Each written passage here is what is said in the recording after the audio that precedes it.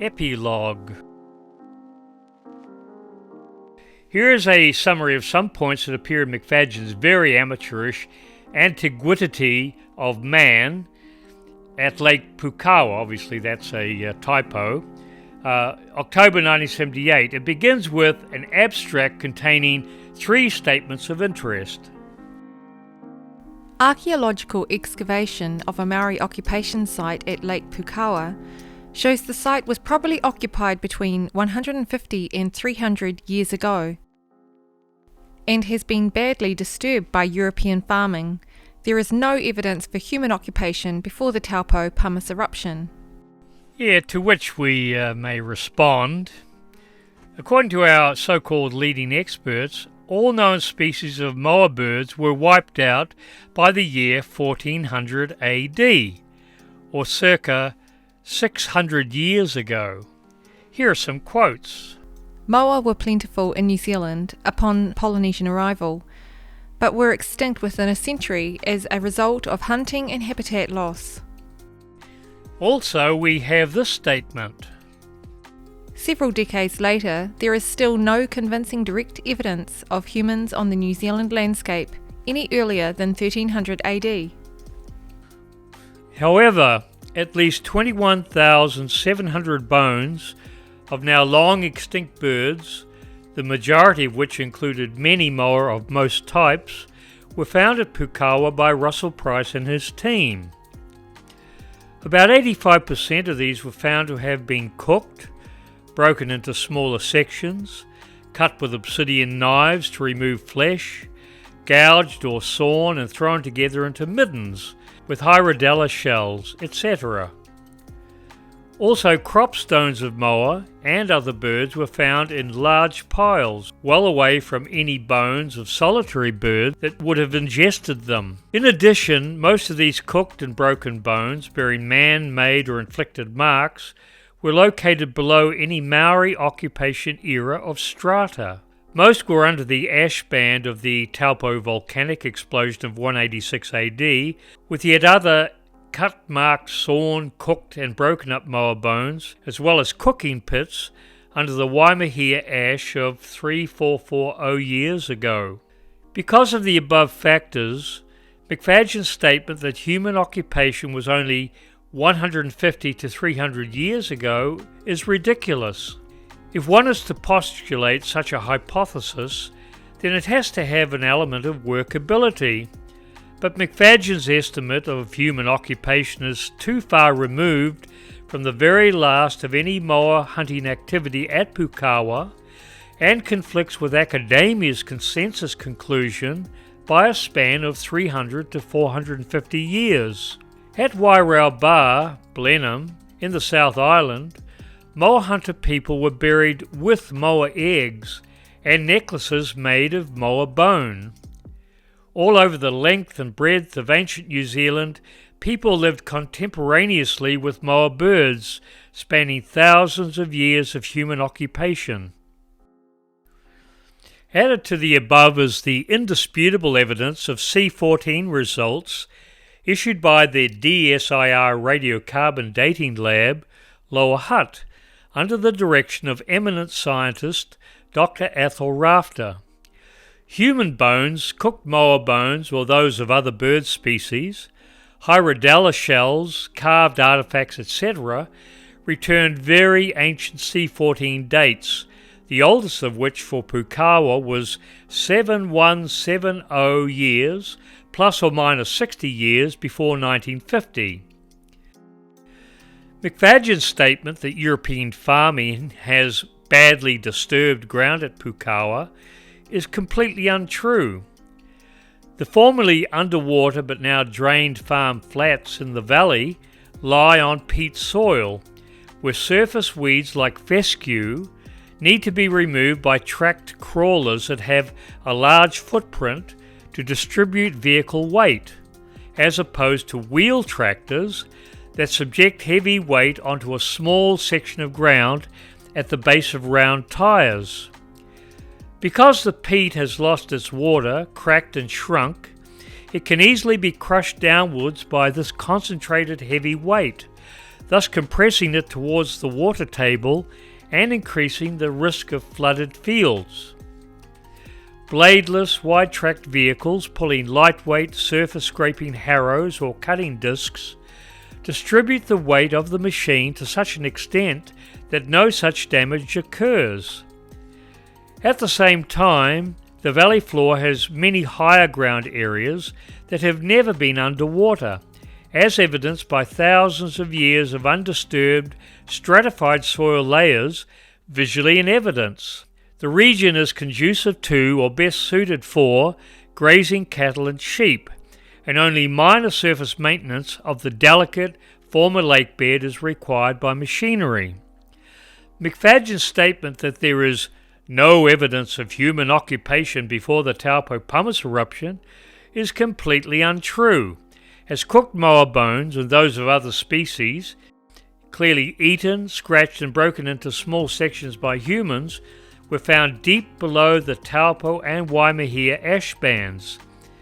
These were C14 tested by the DSIR radiocarbon dating laboratory, with some bones verified by Dr. Athol Rafter and his lab technicians to have been just over 7,000 years old.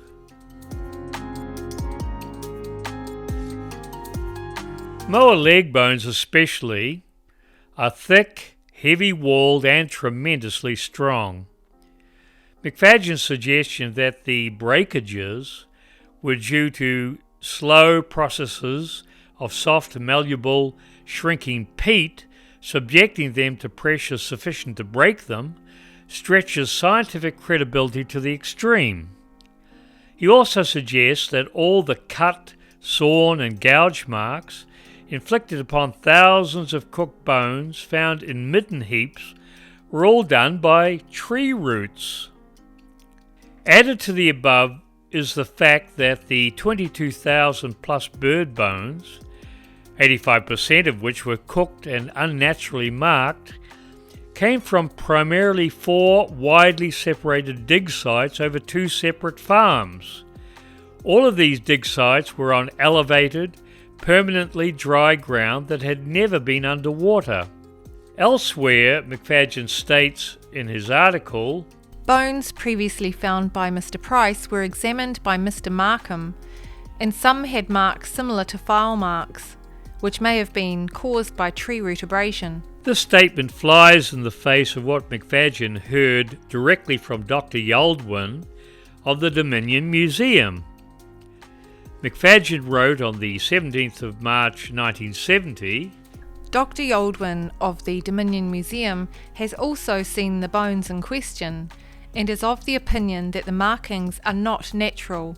He is unaware of similar markings occurring on bones found in a natural context.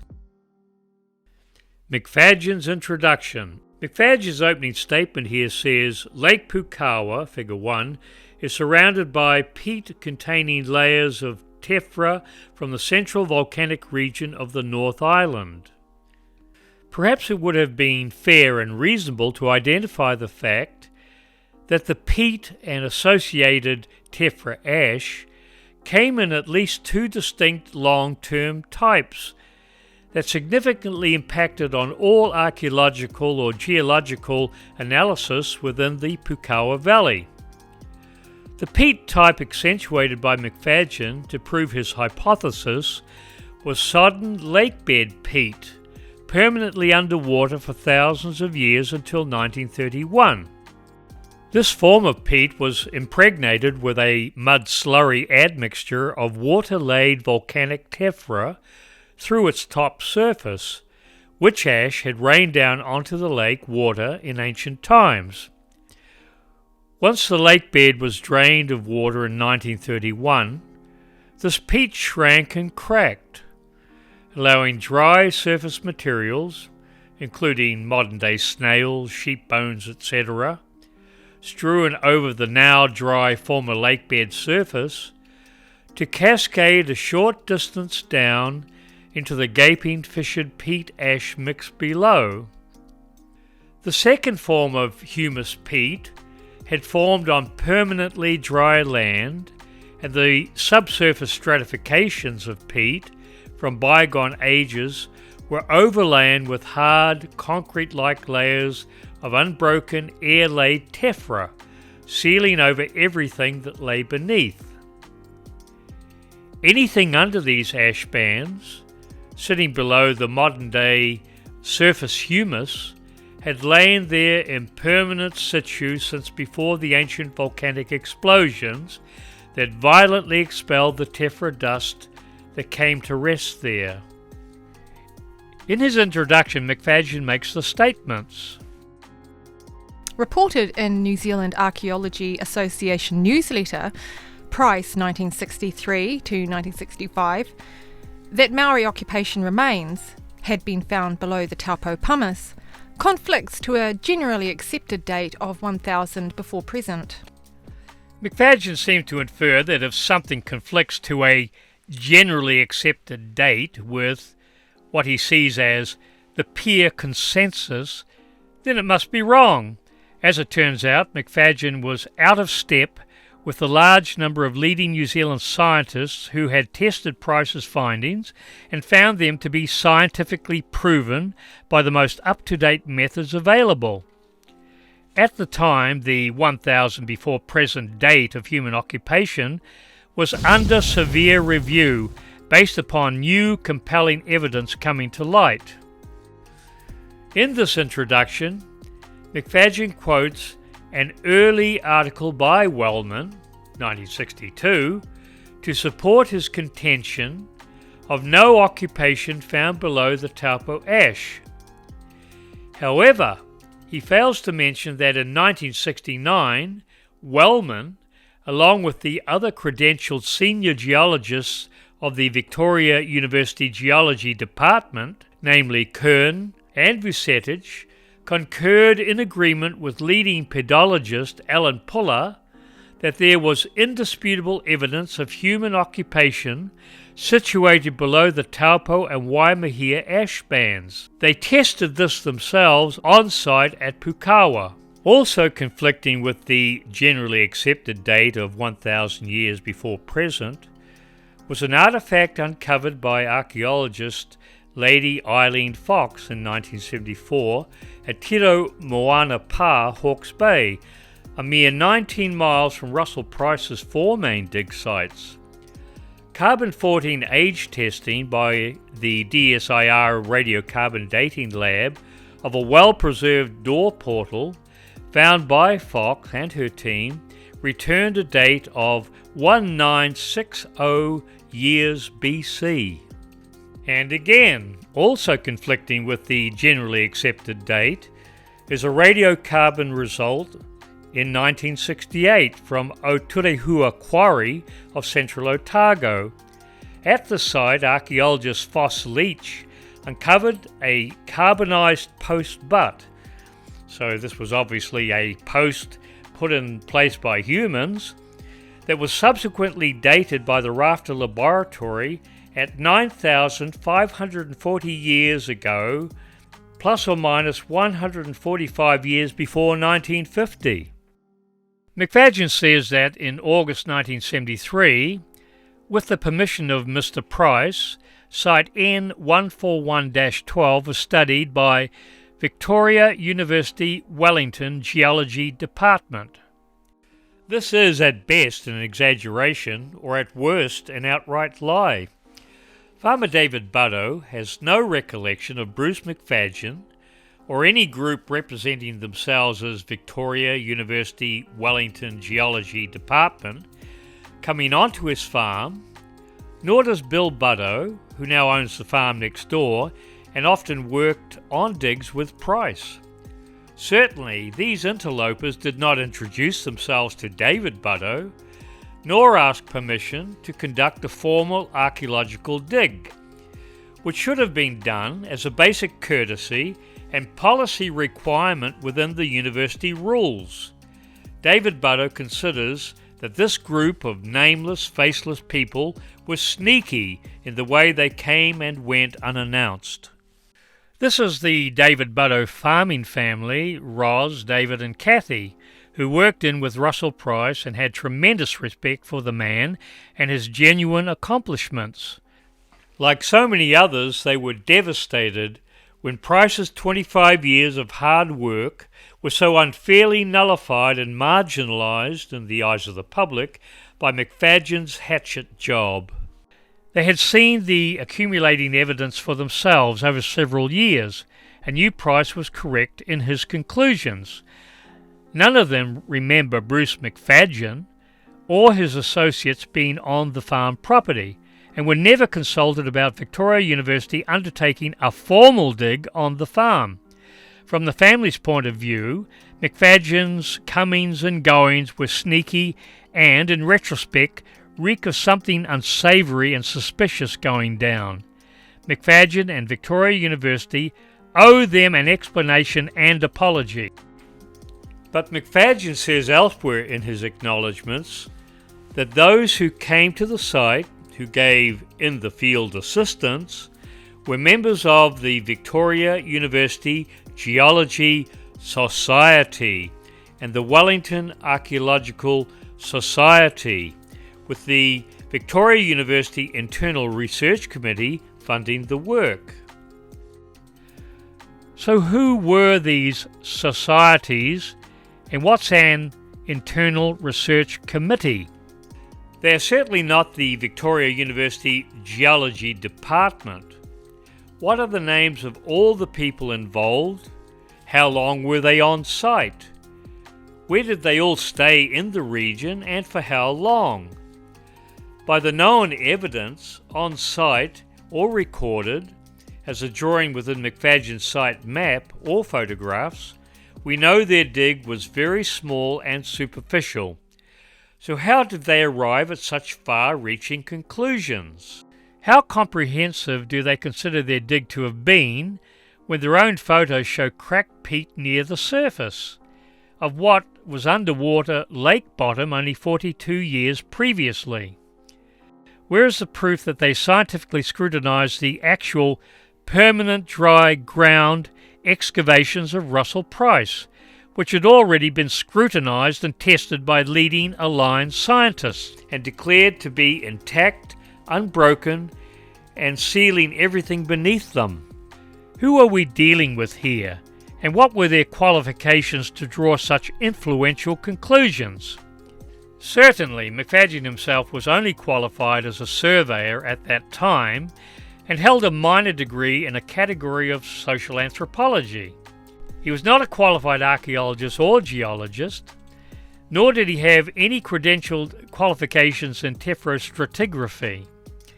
Under such circumstances, who authorised him to spearhead such an investigation? The Victoria University Geology Society is a social entity for staff and students interested in geology.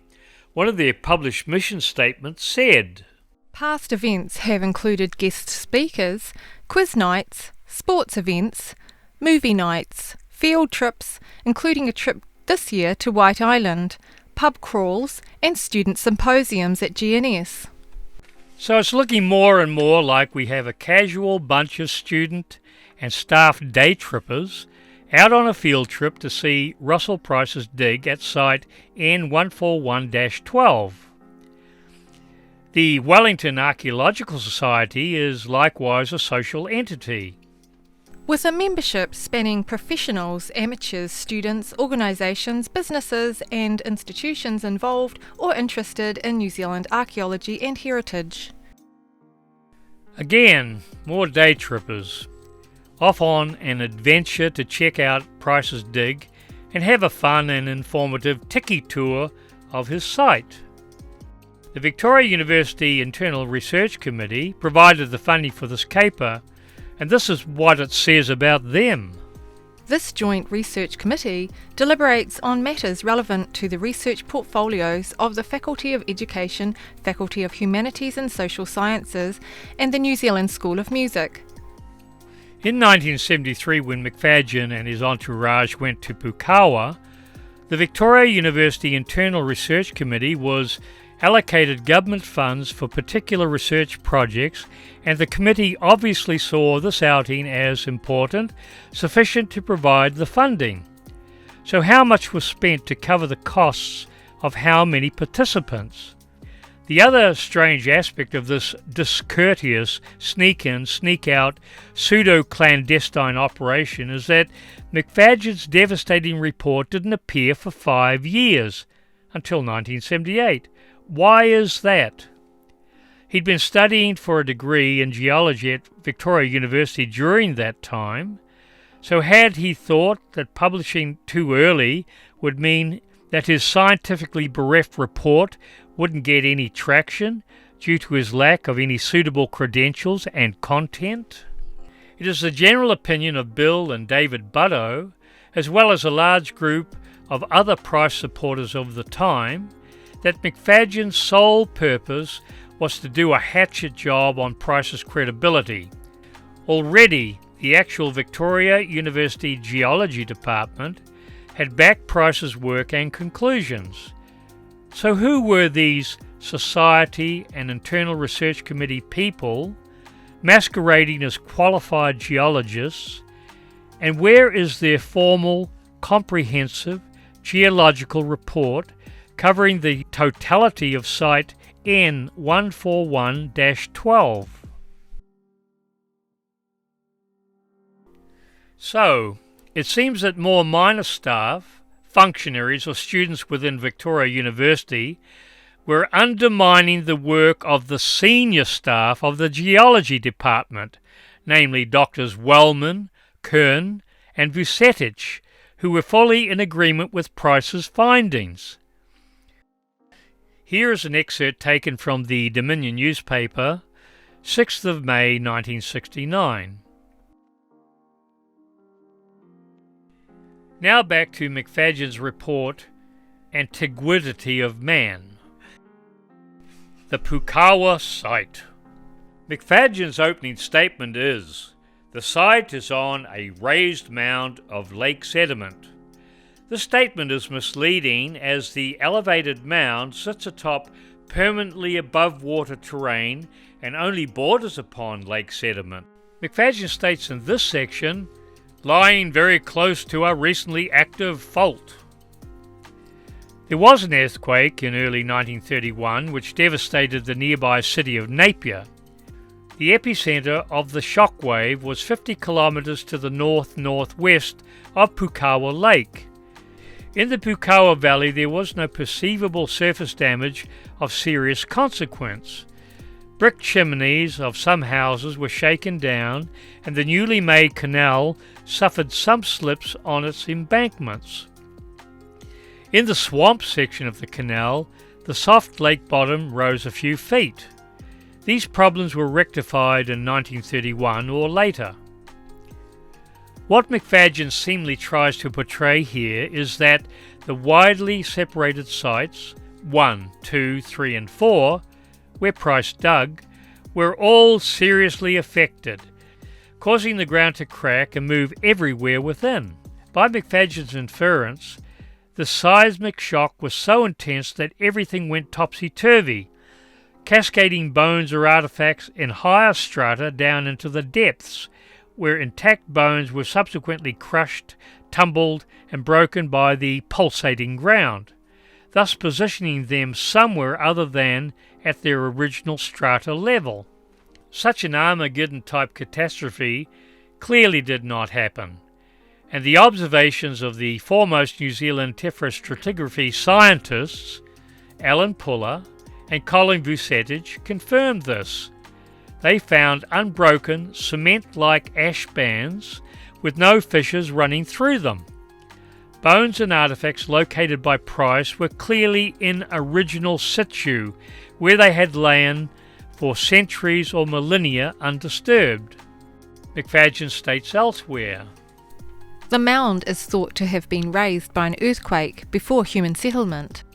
We have to conclude that the mound to which McFadyen is referring is the expansive, humped-up terrain where Price conducted his digs at site N141-12. It's significant that McFadyen's sparse dig of 1973 was not actually on or near to this mound's summit, but well off to the northeast side, down in the former lakebed flat. It's unknown why McFadyen felt he needed to make the statement about the mound hump being the result of an ancient earthquake, unless perhaps it was to bolster his argument that earthquakes occur and sometimes raise land in the process. Regardless, the air-laid ash bands of the mound above the lake water line were sealed over and unbroken throughout the entire period of human occupation, spanning thousands of years. Post holes, the inner debris of which was tested by Dr. Athol Rafter, were located in a 50 feet, that is a 15-metre line, below the Taupo ash layer of 186 AD, so that places human settlement before the explosion of Taupo. Price's letter description states, Results of this effort are as follows. 1. We now have an almost perfect lineup of stake and post holes, all sealed over by the Taupo ash for a distance of 50 feet, indicating that these early people were in occupation for a considerable period of time. Our chances of recovering human remains of this period have now increased by 1,000%. In another such occurrence, supposed post holes turned out to be what Rafter described as occupation material. Dr. Athol Rafter writes, The latest results seem to indicate that what we are seeing are not post holes, but occupation material. The results, which will be reported to you separately, are for the top of the post, 2,530 plus or minus 40, and for the bottom, 3,200 plus or minus 45. These dates, of course, refer to years before 1950. Here are Price's post holes extending in a line for 50 feet, that is 15 metres, but sitting below the undisturbed ash band from the Taupo explosion of 186 AD. The trowel has been pushed into the thick ash band layer, which is white-coloured. McFadyen states, The supposed pre-Taupo remains, including 2 alleged fireplaces, are in peat on the north side of the mound. In McFadyen's sketch plan 3, he marks 2 small spots as F1 and F2, then calls them alleged fireplaces investigated in 1973. Both tiny spots sit at what would have been the shore edge of the lapping lake water, and were excavations he undertook or oversaw himself. Such surface or near-surface positions, if ever actually used as fireplaces, probably stem from the more recent era of Maori occupation. They're certainly not within a range of any of Price's known dig spots, so what is McFadyen hoping to prove here? One could possibly surmise that a water's edge fireplace for cooking would work well, as the underlying wet peat wouldn't catch on fire, as so often happens in dry peat beds.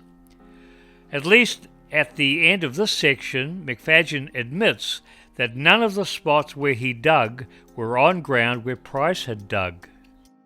McFadyen, by his own map, never tested or dug any of Russell Price's fireplace sites.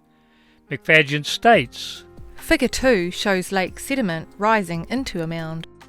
McFadyen's results of investigation. He states, A cross-section of northern side of the mound is shown in Figure 2.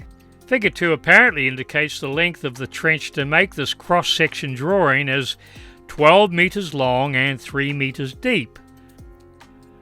But McFadyen, based upon observations from this author's on-site investigations, or by McFadyen's sketch plan, C, never dug any such trench himself.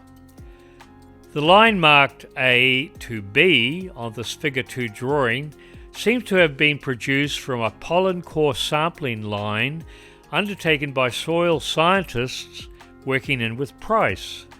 Again, Figure 2 appears to be a generalized cross-section schematic by soil scientists to which McFadyen seems to have added his own blocks indicating peat, orange-black burnt peat, cracks in peat, mottled lake sediment, tephra and wood. The area marked as lake sediment lies below the actual peat lake bed sediment and seemingly should just be considered a subsoil of no particular designation.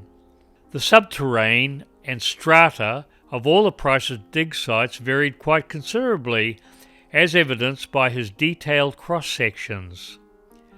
The same generalized schematic, devoid of McFadyen's categorized index, was used by ornithologist, ichthyologist Peter Horn, who worked on this site with Price during 1973 to 1975. It seems very strange that McFadyen chose to dig at a very low spot on the northern side of the humped-up, permanently dry terrain, where, by McFadyen's own results, showed that the area provided useless data. At the same time, Russell Price was getting very successful results and useful material up and over the hump to the south of where McFadyen chose to dig. McFadyen's dig did not overlap onto Price's dig site, but was well beyond the northeast corner of it in the dried-out lake bed.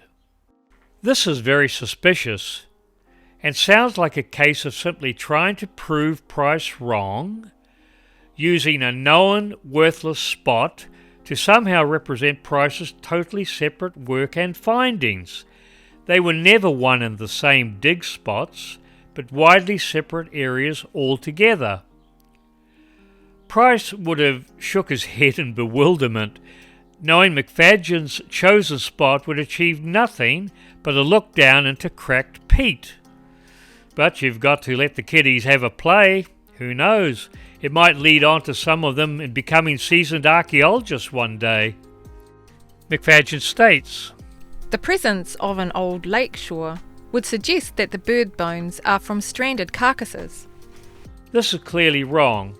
From Price's earliest excavations at sites 1 and 2, in the early to mid-1960s, he found cooking pits or ovens atop the Moa Hunter campsite mounds. He wrote how the charcoal-blackened cooking pits were found to be clean of debris, that is, from bird bones, but that large quantities of the cooked, discarded bones were found in heaps down in what anciently had been the lake water directly in front of the cooking pits.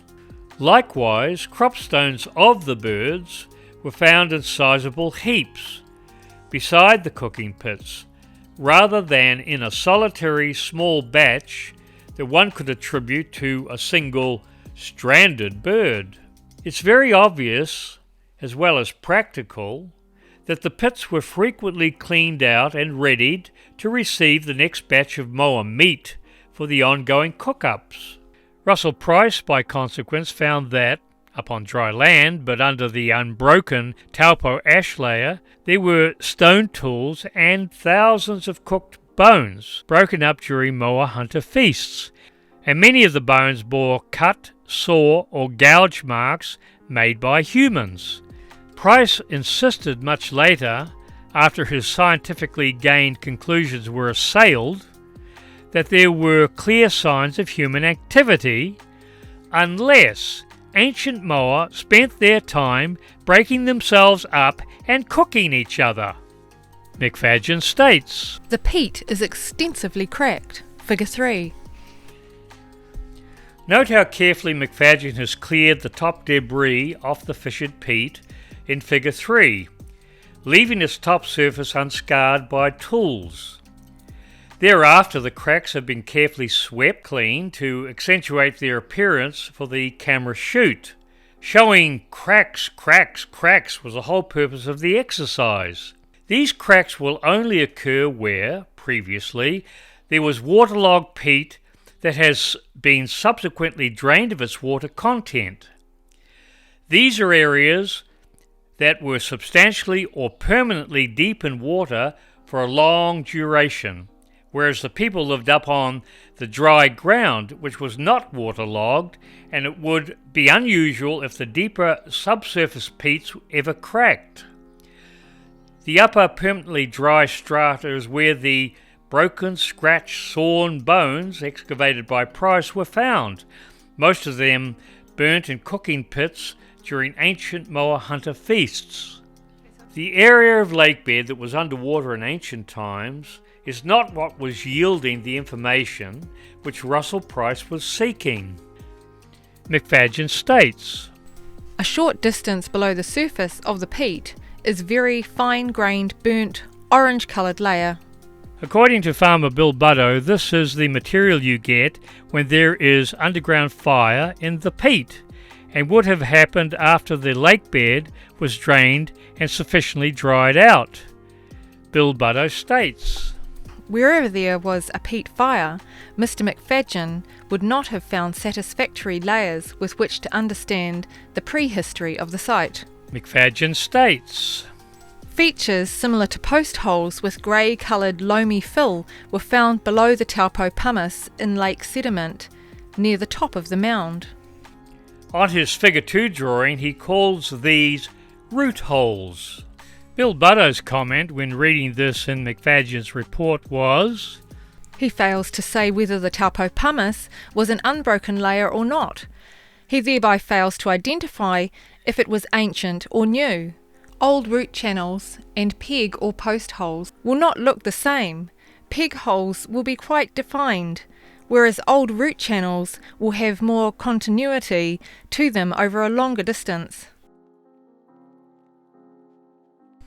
McFadyen states, 2 sets of disc marks were preserved in the orange-coloured layer in trenches 1 and 2. Again, in shallow Tiny Trench 3, dug by McFadyen, at the level of the former below-water lake bed, the base has been carefully manicured and swept, solely to accentuate the shallow disc marks. This is what the top of the fissured peat beneath would have looked like before he carefully excavated a small distance further down to clear and sweep out the cracks. He dearly needed to show cracks and disc marks in order to dupe the unsuspecting public that there was some substance to his very faulted hypothesis of similar cracking having occurred at all levels of terrain. To which Bill Butto's astonished reply was, What on earth was McFadyen doing in a mess of disc marks and orange-coloured layers which represent burning? These are not the circumstances Russell Price was digging in further to the south, where he was able to show an unbroken Taupo ash layer, as well as an unbroken Waimahia layer, and could thereby be confident in what he was doing. Bill Butto adds, From the time the lake was drained, various plants took advantage of the changing circumstances. Fescue took over, and being a crowned plant, grew in big humps and clumps above ground. Cattle cannot be used to graze fescue, so every other tool which was available to the farmers was used, disking, harrowing, fire and everything else, and it appears to be they tried pushing the fescue, an above ground plant, off the ground so it could be planted in better grasses. One could reiterate here that lightweight machines were used in the low areas to avoid any crushing of the fissured peat below the top humus layer. Some nearby farmers made the mistake of using wheeled tractors for harrowing, and now formerly productive fields are crushed down and underwater. McFadyen pitches in with this comment. The discs disturb material down to a depth of 15 to 20 centimetres. Bill Butto retorts with, Mr. McFadyen is still on the same spot, which was guaranteed not to yield any satisfactory information. If he's going to write an archaeology paper on the basis that he was digging in a stupid place to prove some erroneous notion, then I can only see that his work will be disproved in time, to come to be a waste of everybody else's time too. Russell Price had already established, from a similar former lakebed spot adjacent, the same useless results. So it beggars belief that Mr. McFadyen would go there to try and prove anything other than something leading to the unfair destruction of Russell Price's work.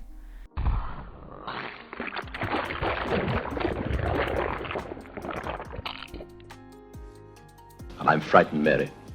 Frightened to think what a mind like that can do to the peace and happiness of our little village. With no other weapon than a pen. Pen dipped in poison. McFadyen states, In the plough layer, a piece of cut bone was found on top of the mound. to which Bill Butter replies, This was probably just a sheep bone, which makes it quite modern, and anybody working in the plough layer will not be an archaeologist, as there is absolutely nothing to learn there. McFadyen mentions, Of the 2 fireplaces examined, to which Bill Butter replies, Mr. McFadyen was looking for stones normally associated with Maori fireplaces. Somewhere along the line, Mr. McFadyen has not appreciated that we are dealing with different timescales. Maori during the last 1,000 years before present, and ancient dwellers on the same site. All such firestones in Poukawa, or other hard stones having special qualities, have to be brought in from distant parts, so they are significant in themselves. One would hardly go to the Ruahinis to bring in stones to make a lovely decoration around the fireplace. The ancient walking trails were pretty bad in those days, and stones are quite heavy, so they'd have to be considered very precious to carry long distances. The local stone is limestone. It's worthy to note that the Daily Telegraph newspaper on the 12th of the 6th, 1969, interviewed Price and reported the following. 3 types.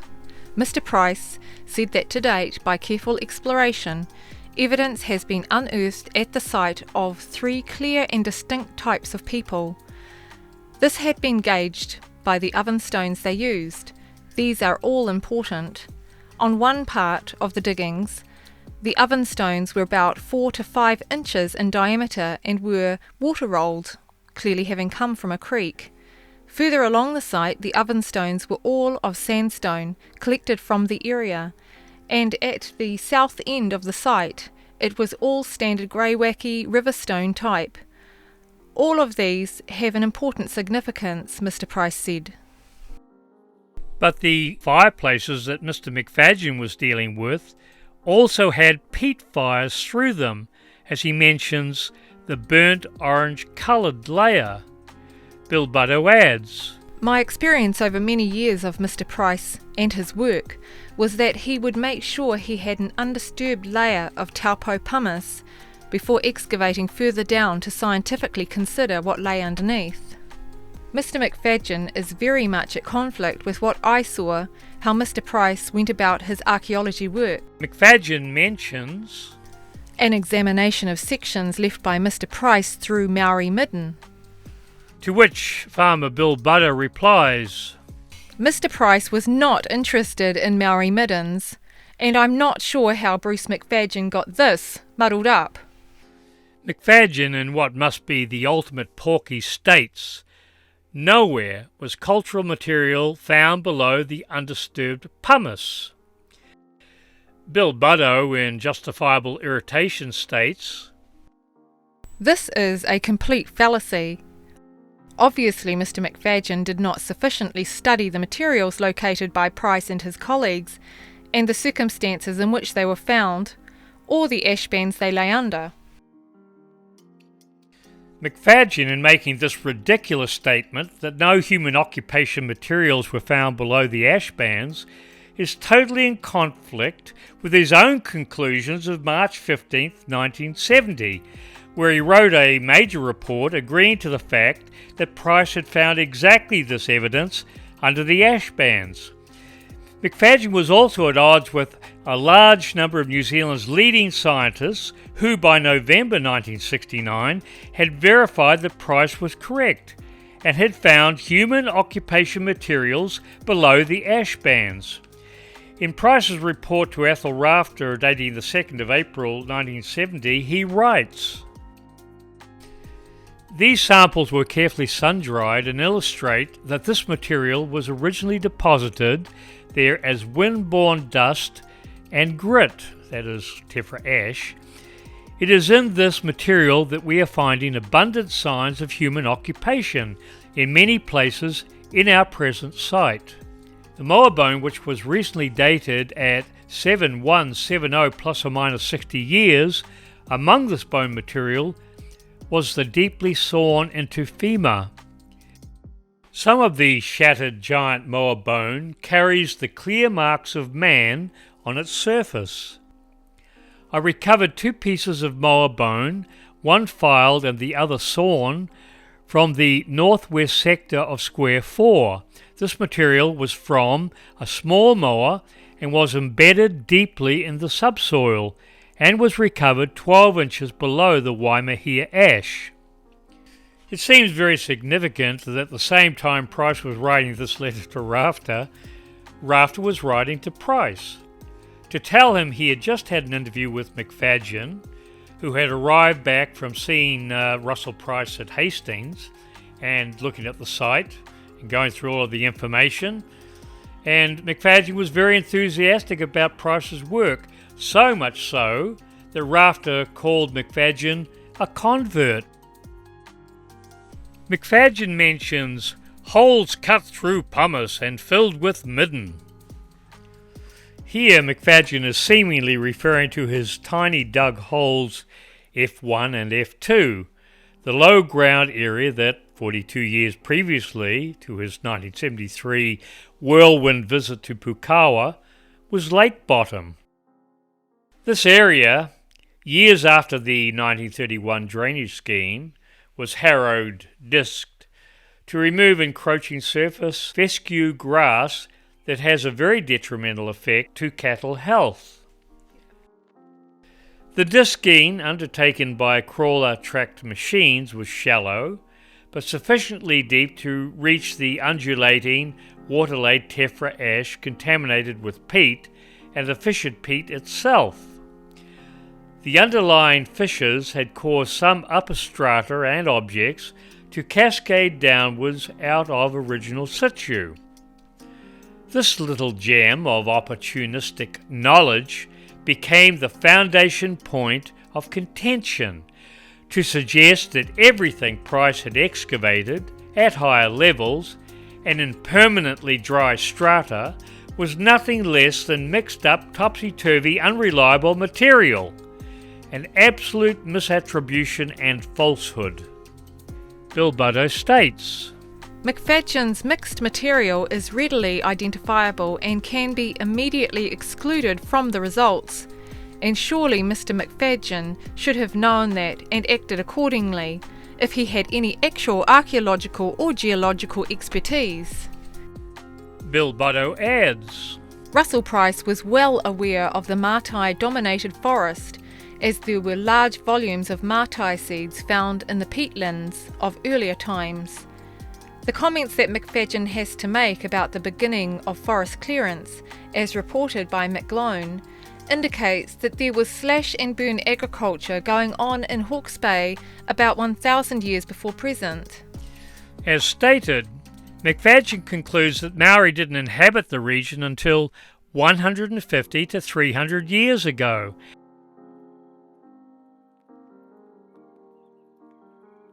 And according to his illustrious colleagues, all Moa were extinct by the year 1400 AD, which is at least 300 years before there were supposed to be any people at Poukawa. So how does that work? McFadyen's conclusion. Because the peat is cracked and things have fallen down the cracks, and because the site has been bulldozed and disked, and bones and artefacts have been disturbed, the Poukawa site does not provide evidence for the antiquity of man in New Zealand and is extremely misleading. It must be reiterated that Russell Price never conducted archaeological digs in fissured peat, which were guaranteed to never provide any useful results. He only did excavations on humped up, permanently dry land. None of Price's archaeological dig sites were ever bulldozed. Bruce McFadyen displays ignorance of farming practices that must be stringently adhered to in the Poukawa Valley if the land is to remain in production. The former lake bed, transformed by drainage when the canal was finished in 1931, became valuable pasture land for dry stock, but remained delicate due to its surface proximity to the water table. One does not willy-nilly go onto this largely low-lying land with heavy machinery, especially wheeled tractors, due to the shrunken and fissured peat underneath, which can be easily compressed downwards. Farmers David and Bill Butto, who have religiously adhered to non-destructive practices, use only large footprint crawlers over certain terrain, but can take utes or wheeled tractors seasonally onto the higher ground of the Lake Poukawa Basin. Large sections of the foreground wetlands, not on either Bill Butto's or David Butto's farms, were once productive pasture, until the owners concerned allowed heavy machinery to work the land and thereby crush it downwards, thus returning it to lakebed status for much of the year.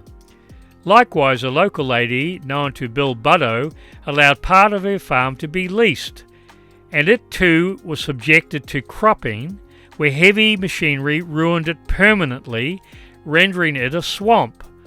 Poukawa Valley is a little like Holland, requiring carefully monitored sluice gate maintenance of the terrain. On the 1st of April 1982, the Hawke's Bay newspaper commented on a core drilling project being undertaken in the Poukawa Valley, which reiterated a well-known fact and practice adhered to by responsible farmers like David and Bill Butto. On the low pastures, only use appropriate machines that spread the load over a wide footprint and do no damage, or kiss your pasture goodbye. Bill Butto disputes McFadyen's false contention that any of the archaeological sites where Price dug were ever bulldozed. Here's Bill Butto's little vintage English Bristol crawler, undergoing a track and sprocket restoration as time and opportunity avail themselves between multiple other chores. This machine has a blade, but only for such lightweight chores as driveway grading, maintenance or scraping off surface fescue at the height of summer in the delicate pastures of the farm. Fescue, when eaten by cattle, causes heart problems and must be eliminated from the pastures. Being that it is a shallow rooting grass, it is easily removed by shallow disking or surface scraping with a big footprint, low-impact machine like the little Bristol crawler. There had never been any reason to do bulldozing on the farms, anywhere in the proximity of where Price's several archaeological investigations took place. McFadyen's false contention that bones and artifacts have been disturbed by all this alleged bulldozing is also vehemently disputed by farmer Bill Butto, as Price only conducted digs on ground permanently above water, solid and undisturbed terrain. His area of interest was from the top of the solid cement-like cake of Taupo tephra downwards. The upper humus layer he considered to potentially contain Maori occupation material, so allocated a generously wide margin for consideration of Maori occupation, spanning many additional centuries back to 186 AD. That this methodology was maintained is confirmed by Doctors A. Puller, pedologist, or geologists H. Wellman, B. Kern, and C. Vucetich of Victoria University's Geology Department. Of McFadyen's acknowledgements, where he mentions those who funded and lent support to his project, Bill Butto says, I'm very sorry to see that financial assistance was provided by the Victoria University Internal Research Committee. Shame on you for having spent your public money on a hatchet job that had no scientific validity. It's worthy to note that David Buddo, upon whose farm Price's 22,000 plus bird bones and artefacts were stored for years, along with all the site records, saw with his own eyes the sawn, surface-cut, tool-marked, cooked and burnt moa bones, and those of other extinct birds, that had lain under the undisturbed Taupo and Waimahia ash bands. Bill Buddo and a drove of others, including New Zealand's leading scientists in the pertinent disciplines, saw the same proof and concurred that Price was correct in his hard-won conclusions about long-term human habitation of New Zealand.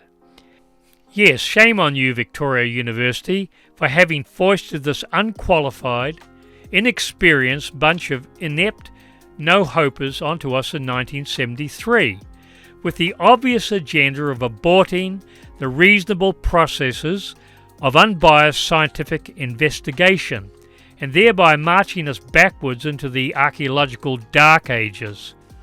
In the view of this researcher, it would be nigh on impossible to describe Bruce McFadyen as a fair and impartial, unbiased scientist.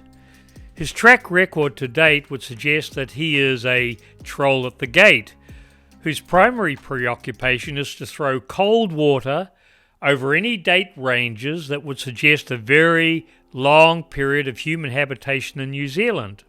In the years since unfairly torpedoing the true scientific evidence unearthed at Poukawa, he seems to have developed an unhealthy fixation, or fetish, on the devastating effects of earthquakes, seismic events, tsunamis that, by his reckoning, have severely torn asunder the entire landmass of New Zealand, and he keeps harping on relentlessly, on and on, about this particular subject matter in order to support his shallow, clearly wrong hypothesis of 50 years ago at Poukawa. By his immovable, uncompromising stance, this frequent and ongoing destruction, sweeping over, through or beneath the terrain, has rendered everything topsy-turvy, and therefore unreliable for scientifically establishing the true age of strata or objects found therein. Beyond that, he cleaves to other so-called ambiguities and C14 results, polluting atmospheric radiation of atomic bomb fallout perhaps, dead carbon contamination, or even such mundane things as seaweed or lakeweed in the diet of an ancient rat, inconveniently radiocarbon dated to be far too old. McFadyen seems to be trying very earnestly to convince us of something. Is he acting in the capacity of a scientist, or is he just a hard-sell salesman and social engineer pushing a 50-year-old political agenda? Methinks thou protesteth too much. So congratulations, Bruce McFadyen. By your hypothesis, you've just destroyed confidence in the validity or integrity of an entire branch of science. Stratification science, or more specifically a category within it called tephrostratigraphy, is seemingly now deemed by you to be patently unreliable within the shaky isles of New Zealand. By your apparent reckoning, it seems that if a date range is considered to be too old, and thereby inconvenient, then this unwanted result can only be due to seismic or other disturbances that have tumbled younger age materials down into older age strata. So seemingly, according to you and your naysayer colleagues, one of the major absolutes of geological science that we once measured against is gone forever, and we will apparently never again be able to truly know just how old anything actually is.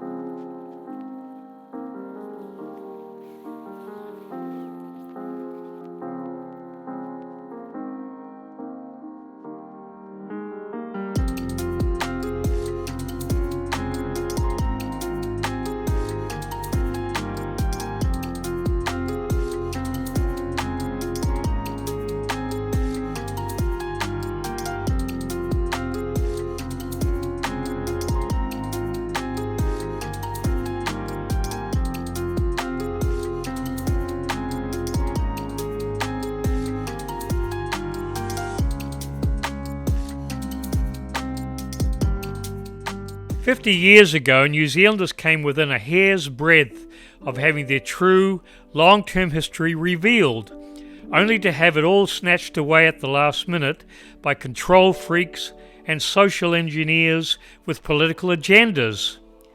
How is it even possible that McFadyen's evidence-challenged, sparse and amateurish report could have such a profound effect over the scientific community as to convince them that Price and New Zealand's leading scientists of the 1960s and 70s were wrong? Whereas Price's work and findings were thoroughly peer-reviewed by the most eminent scientists at the head of their disciplines, where are McFadyen's peers? They are utterly conspicuous by their absence. What are the names of the credentialed scientists who stood beside McFadyen in support of his conclusions, sufficient to overturn Price's work? Where is McFadyen's scientific evidence that even one of his suppositions is correct and sufficiently convincing to disprove Price's 25 years of careful, scientifically monitored investigations? Price's work was severely peer-reviewed by a drove of credentialed scientists who wrote deeply analytical papers or provided C14 evidence in support of Price. These many leading scientists also participated in hands-on work at the Poukawa archaeological sites. Will McFadyen's peers please step forward and reveal yourselves by name? Will you please provide the public with your scientific papers, proving Price and his colleagues within the scientific community were wrong and McFadyen right? Have our modern-day New Zealand archaeologists, geologists, and a multitude of other scientific disciplines pertinent to this work accepted the King's shilling and joined the propaganda army of the cultural Marxist government factions? Are you all moral cowards, spewing out very limited politically approved results? Have you sold yourself short for 30 pieces of silver and betrayed the public who trusted in you? All that is required for modern-day archaeologists and geologists is to return to Poukawa, where Price left undisturbed bulk walls specifically for qualified experts to dig within and severely test for themselves. However, after these 50 years of deception, we can no longer trust our New Zealand archaeologists, geologists, or aligned experts in other disciplines to provide unbiased results. It is very evident to us that the New Zealand contingent are all owned by government political officers and functionaries, as well as corporate Maori tribalists who continuously lie about our history for their own self-enrichment and the subjugation of all other New Zealanders. If independent archaeologists could be brought in from overseas to honestly assess Price's sites, artefacts, bird and human bones, and not McFudge the results, they would conclusively find that Price and his colleagues are 100% correct. Sites all across New Zealand need to return to the drawing board and be tested anew, purely by the scientific method without any imposed restrictions. This includes the very large and comprehensive archaeological dig at the Waipua Forest, Northland, New Zealand, in the middle to late 1970s. Sadly, the truly significant findings from that expensive undertaking are censored, including the photographs, true carbon dating figures, or in-depth scientific analysis of the findings. Only very limited, sterile records have ever come into the public arena, and we are mostly in the dark about what was found in the forest.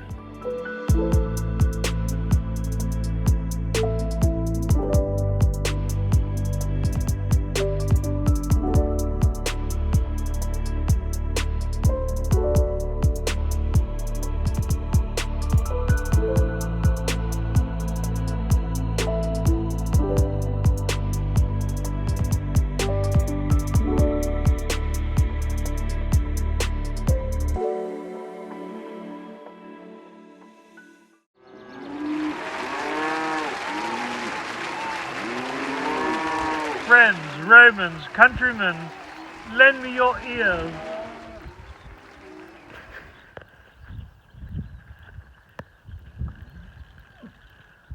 I think they want more. There's...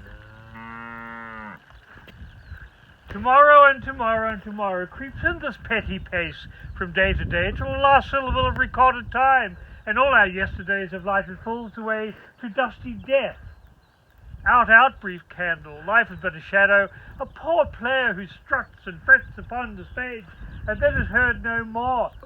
'Tis a tale told by an idiot, full of sound and fury, signifying nothing.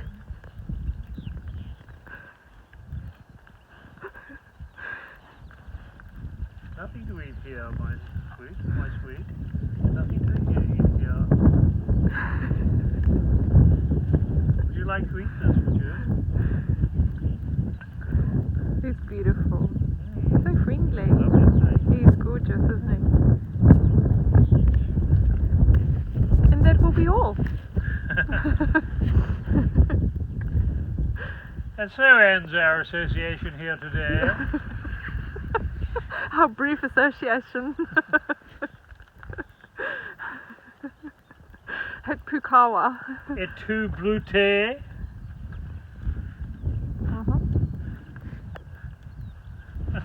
You have a fan, Martin. You have one adoring fan, and you've got a couple more over here as well.